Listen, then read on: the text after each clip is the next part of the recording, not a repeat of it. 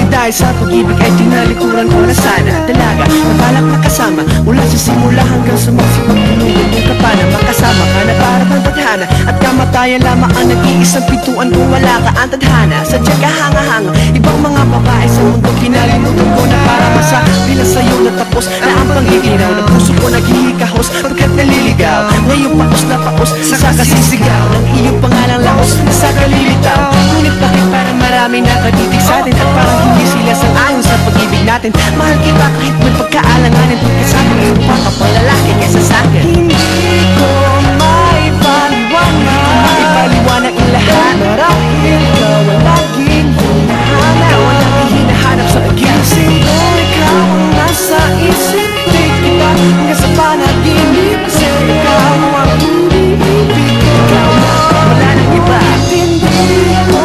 maipaliwanag ang lahat. Marahil ikaw ang laging hinahanap. Ikaw ang laging hinahanap sa gising ko.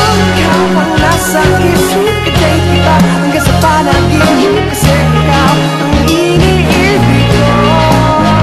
Isang araw dumalaw sa akin na aking dating kasintahan. Nasabi niya, uy meron ako na balitaan. Ang ikwento niya ako ay napaisip, sabay napatahimik na sinabing di ang tunay na pag-ibig. Ilang araw hinanap bago makita ang sagot. Kung tama ang hinala itong mabisa na gamot at ang ating inumin sa kapula na unawan. Ngayong mga lahiya ako'y naloko lamang nililang dinaya at kinuto na matindi. Ngayon ay pelikula kung sino ko sa hindi ito ay pelikula na binuo patabing iisa kang malaking libag na tinukuha na bisni. Alam mo, mukha katuon na may tungol na may sugat na may nana. Ikaw ang dahilan kung matusulat ng harana para sa dalaga o kung di tayo sa gayuma ay pinaliguan ko ng bala. Hindi ko maipaliwanag, hindi ko maipaliwanag. Hinahanap pagising ko, ikaw ang nasa isip.